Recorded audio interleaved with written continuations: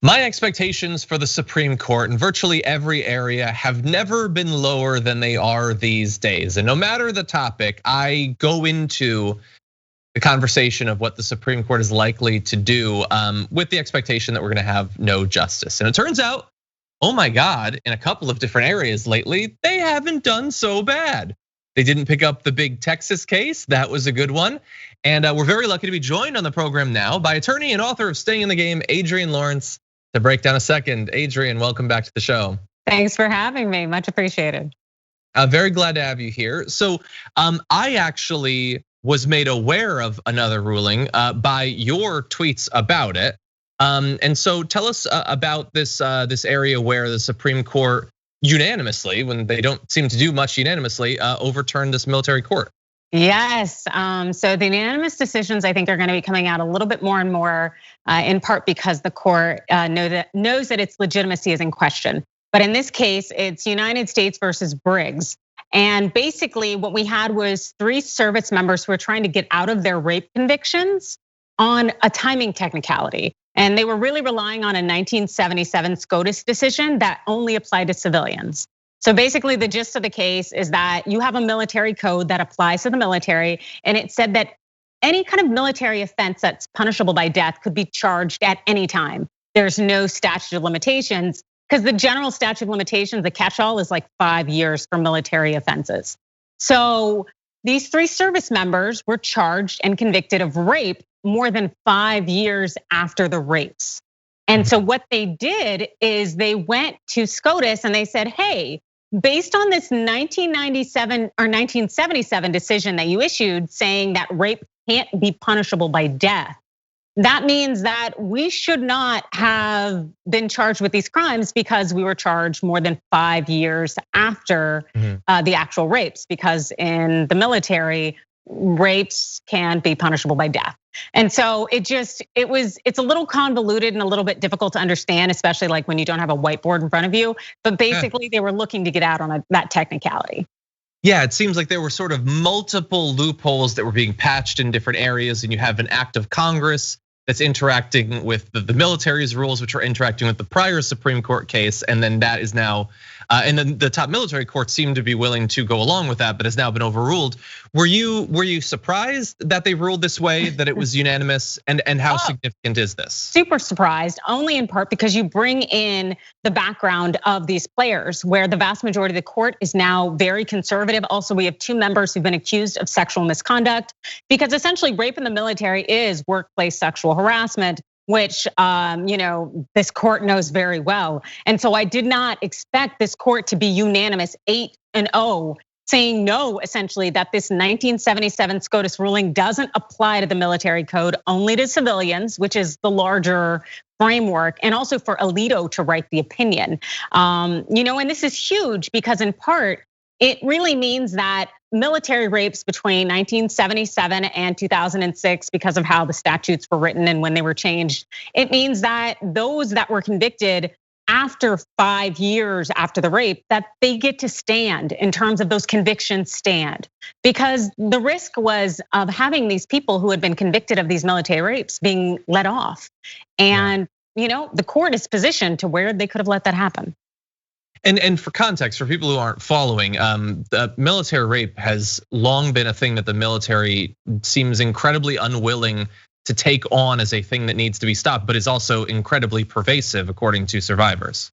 Correct, absolutely. And the fact that Congress, who really writes and creates this military code, that they had decided that rape could be punishable by death in the military. That is something that SCOTUS pointed out. The fact that Congress didn't change this when they could have changed it, but no, they make it clear. And we're not saying this isn't a capital punishment argument, because I do not believe any of these individuals who came before SCOTUS had been sentenced to death in any way. But you were absolutely right, John. And women make up about 20% of the military, but they're 63% of targets for assault. And studies also show, based on the Department of Defense, their annual report on sexual assault in the military, show that 1 out of every 16 military women are sexually assaulted, groped, raped in some way, whereas it's 1 in 100 military men, and this is a problem. Yeah, wow. A couple quick follow-up questions I have. One is, as we've pointed out several times, it was unanimous 8-0, owing to the fact that Amy Coney Barrett wasn't involved in this decision.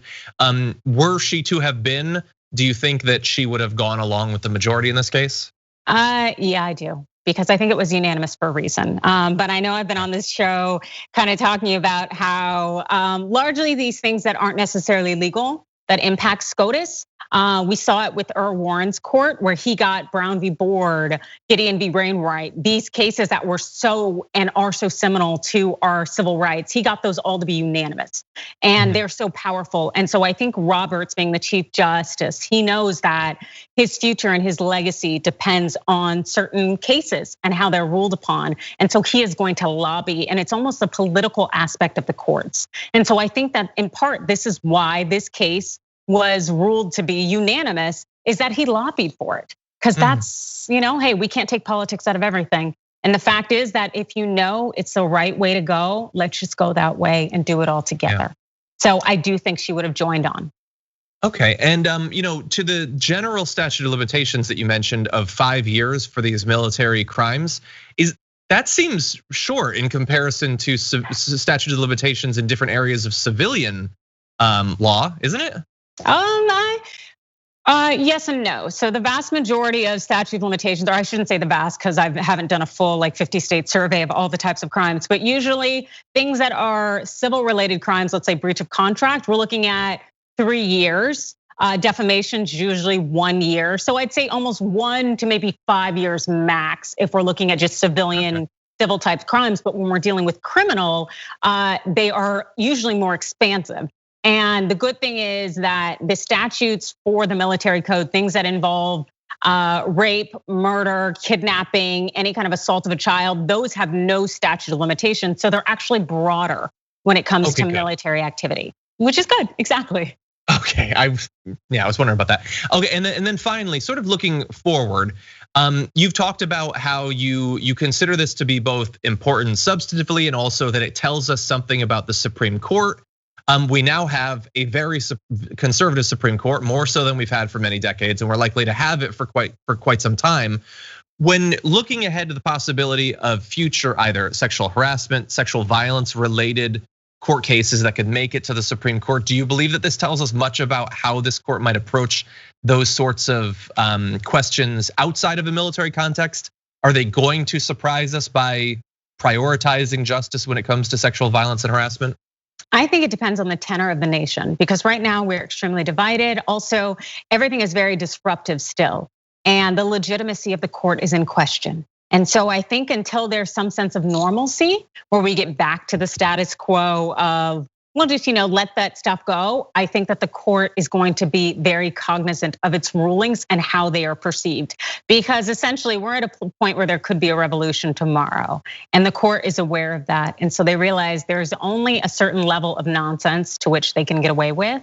So I think it does keep that sense of conservatism in check. And so we're gonna see how things go, because they could pivot back the moment Biden is sworn in. We'll see. Yeah, well, certainly all eyes will be on the SCOTUS for some years to come. Adrienne Lawrence, as always, thank you so much for joining us. Thank you, sir.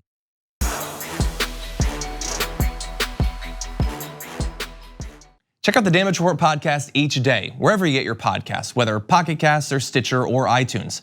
You can join me as I give you the news and stories you want, with a range of co-hosts and interview guests jumping in on the fun each day. Again, that's the Damage Report, wherever you get your podcasts. And if you get them at iTunes, don't forget to rate and review. Sometimes I'll read them live on the show.